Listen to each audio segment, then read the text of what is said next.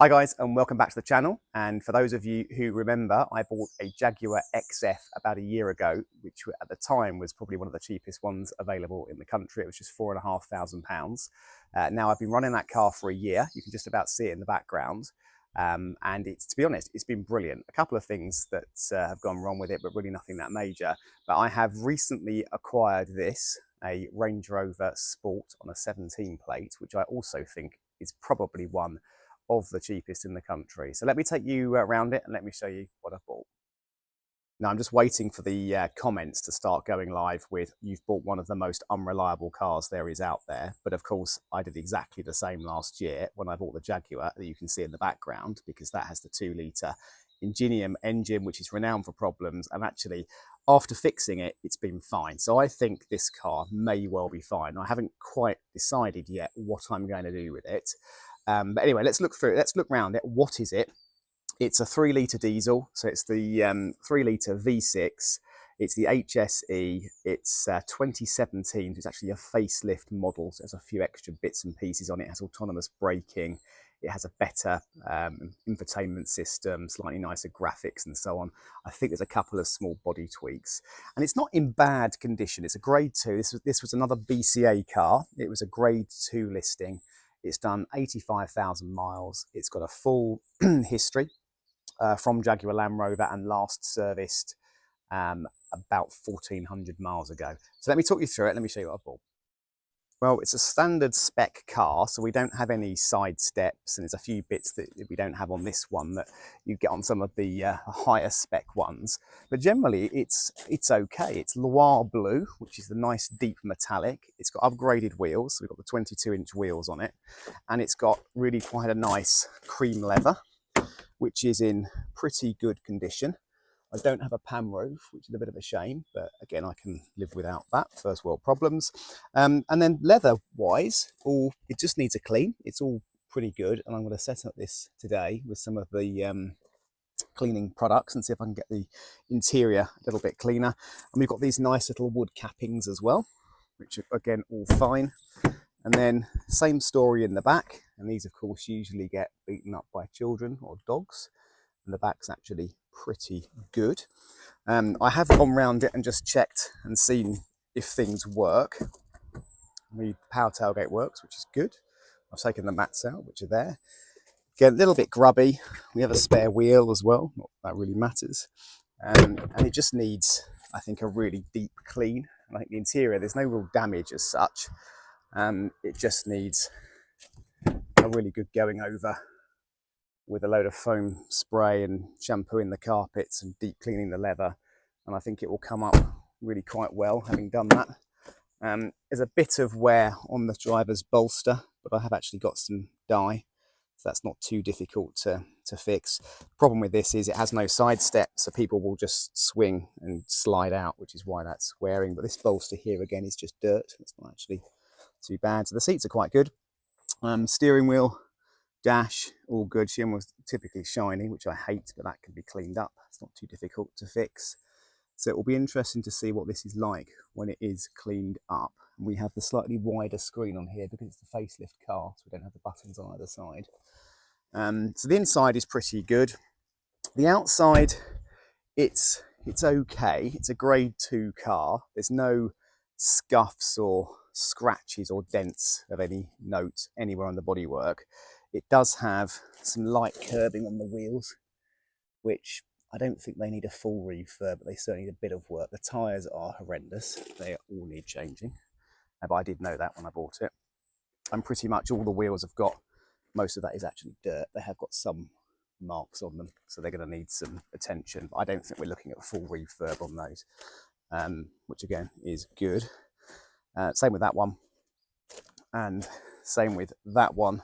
And then round the front, we've got, I don't know if someone sprayed this or whether it's just coming off, but the grille, which is this plastic metal effect grille, has a bit of black coming off. But I've already had a look at this, and I can pretty much just unscrew that, pop that out, and I'll just spray that myself. That'll be very easy to do. So other than that, the car is fine. It has, as these cars often do at this sort of age, it's covered in swirl marks. Again, another pet hate of mine.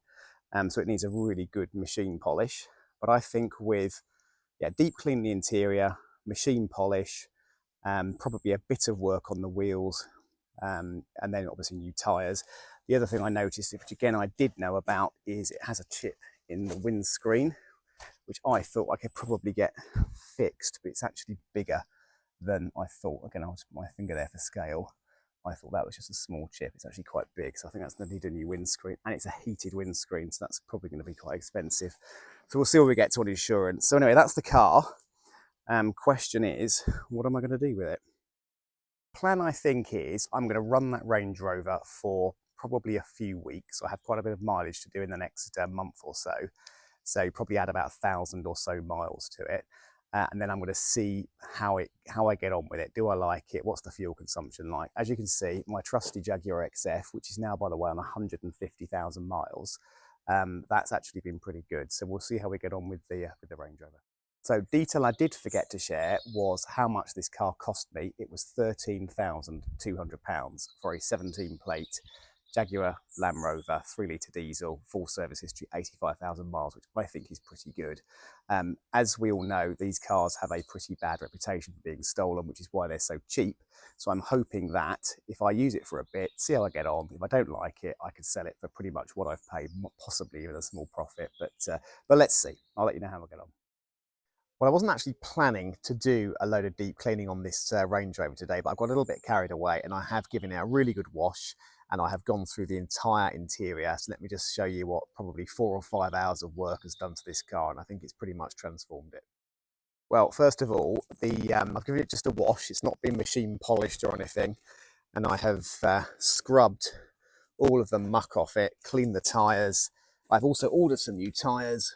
I've cleaned out all the arches. I've just touched in the wheels with some black enamel paint. So it's a long way from perfect, but it's certainly a massive improvement. You can't see the scuffs anymore from the distance. And to be honest, it's actually come up pretty well.